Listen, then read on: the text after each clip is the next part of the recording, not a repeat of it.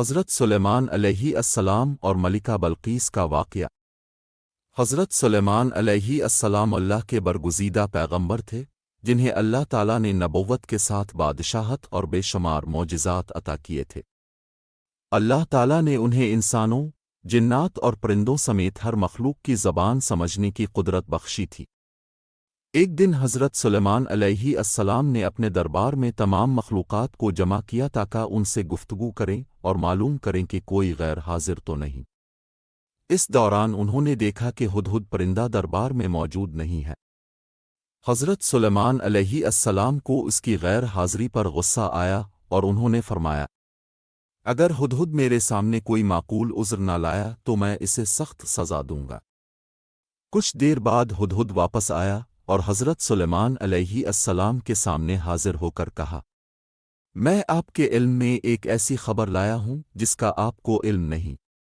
میں سبا کی ایک قوم کے بارے میں خبر لایا ہوں جن کی ملکہ ایک عظیم الشان تخت پر بیٹھی ہوئی ہے۔ وہ لوگ سورج کی پرستش کرتے ہیں اور اللہ کو بھول چکے ہیں۔ حضرت سلیمان علیہ السلام نے یہ سن کر ہدہد کو حکم دیا کہ وہ ملکہ بلقیس کے پاس ایک خط لے جائے جس میں انہیں توحید کی دعوت دی گئی ہو۔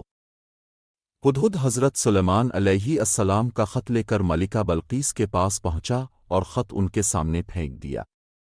ملکہ بلقیس نے خط کو پڑھا جس میں لکھا تھا، یہ خط سلیمان کی طرف سے ہے اور اس میں لکھا ہے کہ بسم اللہ الرحمن الرحیم، اللہ کے نام سے جو بڑا مہربان اور نہایت رحم والا ہے۔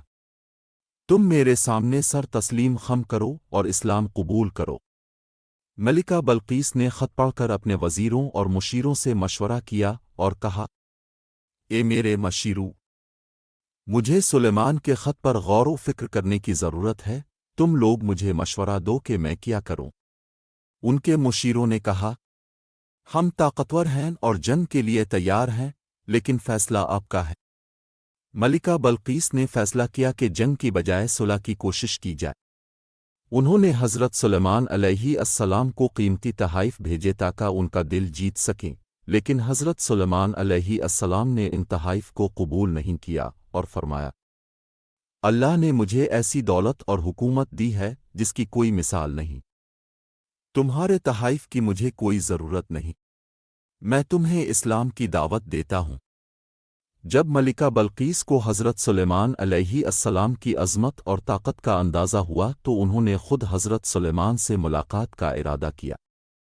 حضرت سلیمان علیہ السلام کو جب معلوم ہوا کہ ملکہ بلقیس ان سے ملنے آ رہی ہیں تو انہوں نے اپنے دربار میں پوچھا، کون ہے جو ملکہ بلقیس کا تخت میرے پاس لے آئے اس سے پہلے کہ وہ یہاں پہنچے؟